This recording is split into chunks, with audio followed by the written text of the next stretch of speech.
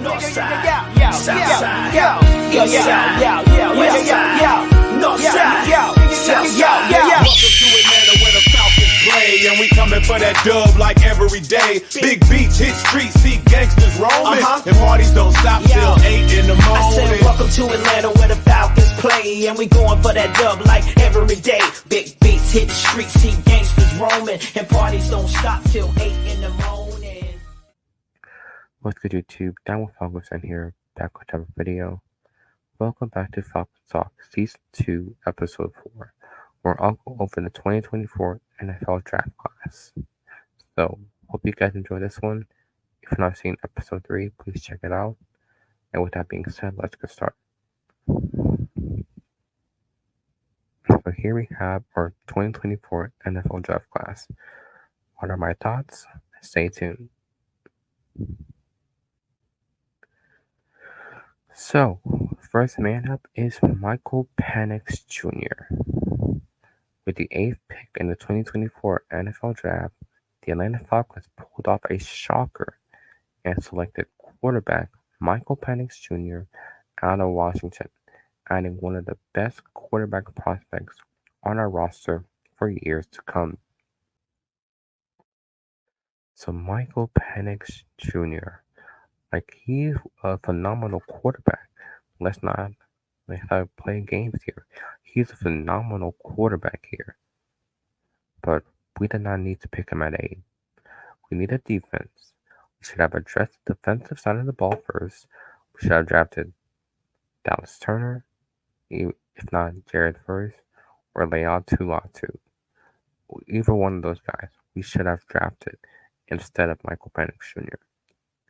Had we drafted a defender, let's say we drafted Dallas Turner and we traded up and got Michael Penix Jr.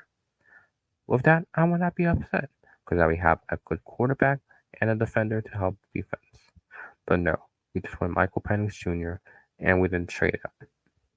So yeah, that sucks. But anyway, his stat line: 65.4 completion, 4,903 passing yards, 36 passing touchdowns, 11 interceptions, 157.1 quarterback rating, 3 rushing touchdowns, 1 lost fumble, and he was sacked 11 times. So yeah, like I said, Michael Penix Jr., not the guy I was expecting, but I hope he pans out. I feel like he has a chance to be the best quarterback, one of the best quarterbacks the Falcons have had in a long time.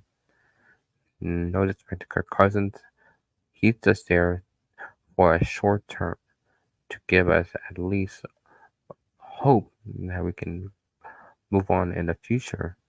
He'll get us a lot of wins, he'll get us to the playoffs, but eventually his time will be up, and it will be up to Michael Penix Jr. to continue the reins.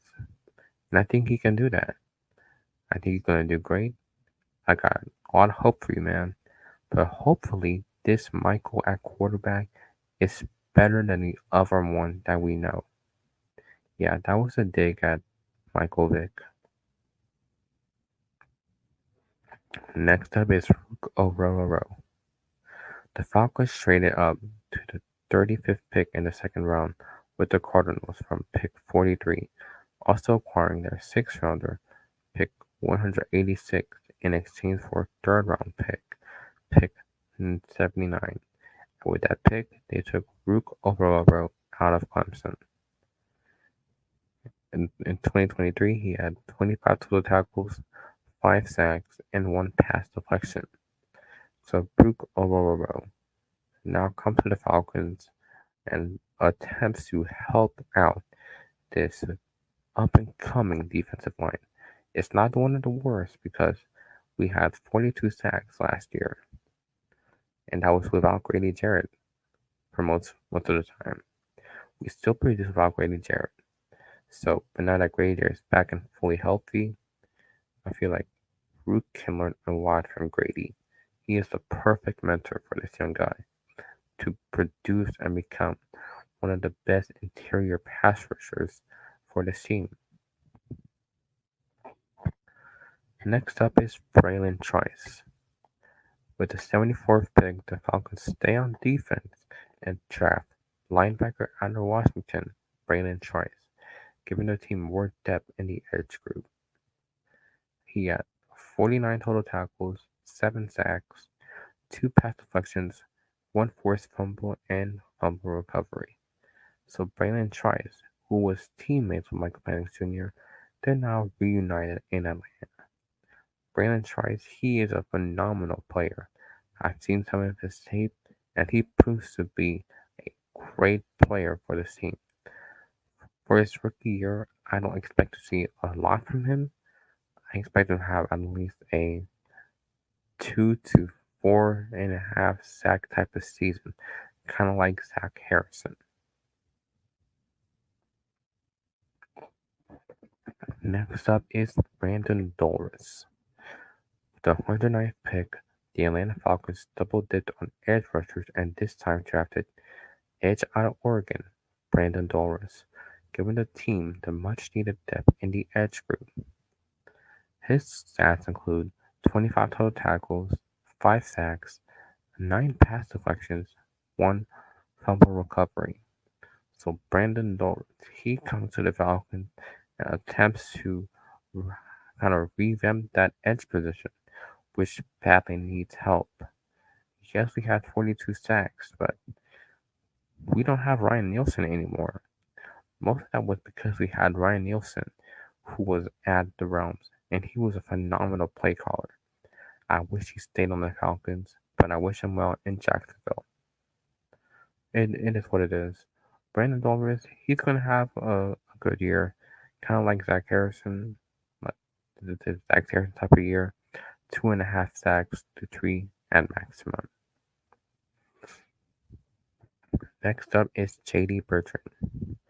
With the 143rd pick, Atlanta continues to stay on the defensive side and this time focus on the trenches, drafting Georgia native out of Notre Dame, linebacker J.D. Bertrand, giving the team an additional potential game-changing player on defense. His stat line includes 76 total tackles, 2.5 sacks, 5 pass deflections, and 1 fumble recovery. So J.D. Bertrand, he enters a very solid linebacker group consisting of Troy Anderson, Nate Landman, and other phenomenal players. I feel like he can learn a lot from Troy Anderson and Nate Landman. They're going to really push this guy to his limits to be a phenomenal player. Having that veteran presence in the room, he will help him grow. Next up is Chase McClellan. With the 186th pick from Arizona, the Falcons now fly back on offense and they add another weapon for Kirk Cousins, drafting running back out of Alabama, Chase McClellan. Here's his stat line: 180 rush attempts, 890 rushing yards, 4.9 yards per carry, 8 rushing touchdowns, 15 receptions, 137 receiving yards, and 9.1 yards after catch. So Jason McClellan, he comes to Atlanta, and he is going to be competing for that running back 2 position with Tyler Algier. We know Bijan is number 1, but that running back 2 is going to be interesting. Next up is Casey Washington. With the 187th pick, back-to-back, Atlanta adds once again another weapon for Kirk Cousins in wide receiver out of Illinois, Casey Washington. Let's look at his stat line: 49 receptions, 690 receiving yards, 13.7 yards after catch, and 4 touchdowns. So Casey Washington, he has been turning heads during camp. A lot of articles surrounding him saying that he shows to be an explosive type of player. Hopefully that should translate to the regular season. But for now, I can't wait to see what he can do in the preseason with Michael Penix. And lastly, we got Stein Locke. With the 196th pick, Atlanta's final pick in the draft, goes back on defense, drafting a local player and defensive tackle out of Georgia's Zion Log, adding a solid rotational player in the trenches. In 2023, he had 17 total tackles, half a sack, and 3 pass deflections. So when it comes to Zion Log, I feel like he can be a phenomenal player, but he just needs a good veteran person to help him out. I feel like I can work with Grady Jarrett, and hopefully Jimmy Lake, he can form him into a phenomenal player as well. Okay, with that said, let's conclude. Here's the closer. So the Atlanta Falcons 24 draft class looks to be promising, with a potential long-term answer quarterback and several good pieces on defense. I wish nothing but the best for these players, and I can't wait to watch them play, whether that's preseason or regular season. And that concludes episode 4. Thank you guys for watching. Please like, share, and subscribe. Comment down below what you think, and I'll see you in the next video. Peace out and have a blessed day.